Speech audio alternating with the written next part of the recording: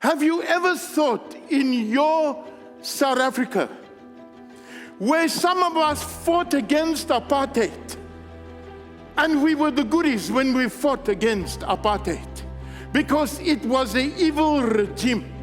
So, because it didn't treat people equal, did you ever think in that same country where we fought for democracy, where we fought for the rights of others, they will say it's a crime to go to church and worship God?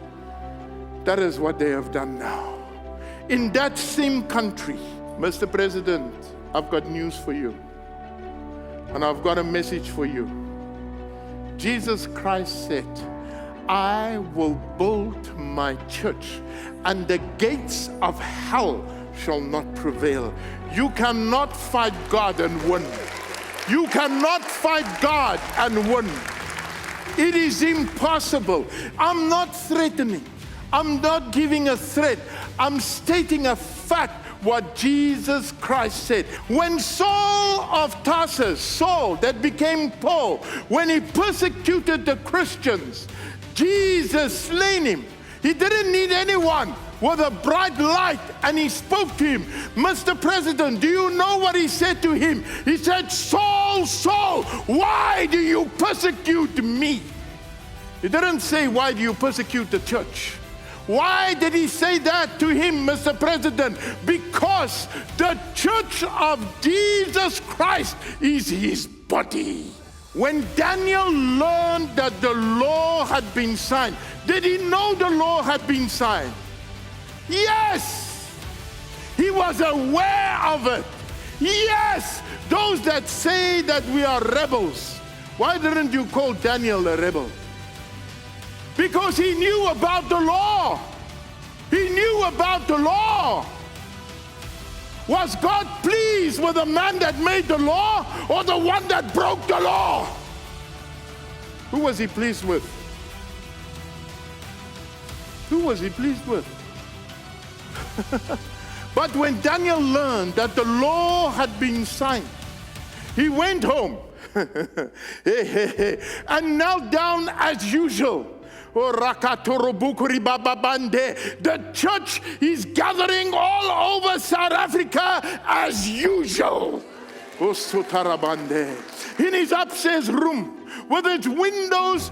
I love this guy. He didn't do it in secret. He went and with the windows open towards Jerusalem, he prayed 3 times a day, just as he had always done. The church is gathering all over South Africa as it's always done.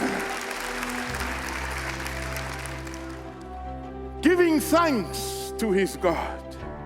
That's why we gather, because we worship our God.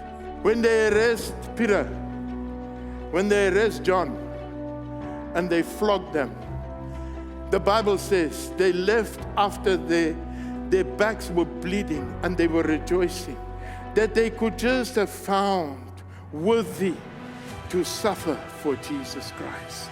There's a boldness that is rising up in South Africa. Pastors are getting emboldened. Leaders are putting pressures on pastors and say we must worship our God. No man can tell us not to. All over South Africa, there's a swell now, and it cannot be stopped. It is a tsunami, and it's gonna flatten anything that stands against it. This evil has fallen. Lockdowns are over. Hey, heaven is cheering us on, brothers and sisters. Remember, the book of Acts has still been written. It didn't stop there. It's still been written. I know of about, personally, 400 to 450 churches that are gathering today. Don't think you're alone. Don't think you're alone. Don't think you're alone. When this pandemic started, we all went to our homes. Pastor Chris even closed the healing school. Healing school had to start. He closed it. He said, let's help the government. Because let's stand together against this evil thing. Because that is our attitude. We want to help. And then 2 weeks became 4 weeks. Yeah, that is now already 14 months. And we exactly where we were 14 months ago. How many more streams are there going to be? Must I tell you how many more? Must I tell you how many more? Until the Church of Jesus Christ stand up, then the streams will stop. That's when the streams will stop. That's when the streams will stop. When the Church of Jesus Christ takes its rightful place.